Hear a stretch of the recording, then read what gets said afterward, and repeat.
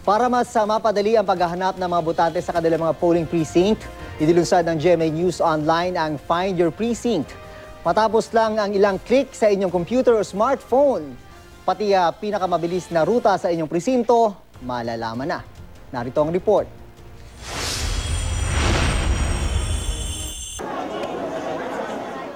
Bago ang araw ng eleksyon, mahalagang malaman kung saan ang inyong presinto. Sa isang click, malalaman nyo na ito sa tulong ng Find Your Precinct ng GMA News Online. Mirror service ito ng Precinct Finder sa website ng COMELEC. Magtungo lang sa www.gmanews.tv/findyourprecinct. I-type dito ang inyong kumpletong pangalan at petsa ng kapanganakan. Pagkatapos, lalabas ng inyong polling center at precinct number. Additionally, binibigyan din natin sila ng mapa. So para lang kung mawala man sila, madedirect din natin sila kung saan siya pupunta talaga. Pwede rin itong gamitin sa smartphones. Mag-download lang ng GMA News Online mobile app sa Apple App Store para sa Apple devices o sa Google Play Store para sa Android devices. I-click ang My Voting Journey. Pindutin ang Find My Precinct at ilagay na ang mga hinihingi impormasyon.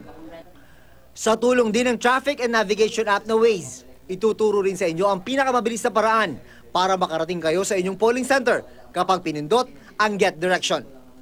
Kapag tapos ka na bumoto, kunyari, tapos ka na bumoto, ayan, sabihin mo, I voted. Pagtapon ng I voted, congratulate ka niya, share mo na ngayon. Upload ka ng picture mo. Sa isang kainan na karamihan sa mga parokyano ay mga taxi driver, nagdala kami ng laptop. Ilang pindutan lang at konting hintayan, nalaman na nila agad ang kanilang presinto na dapat puntahan sa araw ng botohan. Hindi ka na mahirapan maghanap.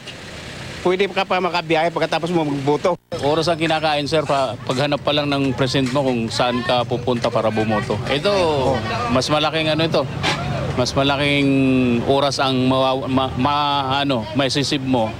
Bago pumunta ng presinto ang mga botante, mahalaga rin na meron ng listahan ng mga iboboto na pinapayagan naman ng COMELEC. Para dyan, magpunta lang sa www.gmanews.tv/mycodigo. Ilagay ang inyong lungsod o bayan, gayon din ang distrito para ma-access ang tamang talaan ng mga kandidato.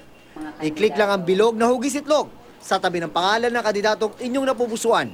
Pagtapos na, maaaring i-print ang kodigo at dalhin sa presinto para mapadali ang inyong pagboto. Paalala lang po, hindi ito opisyal na proyekto ng COMELEC. Hindi rin ko kolektahin o gagamitin ng COMELEC o ng GMA Network ang impormasyong inyong ipinasok sa may kodigo sa anumang paraan. We will be with them along the way to make things easier for them on election day and provide them with all the information that they need.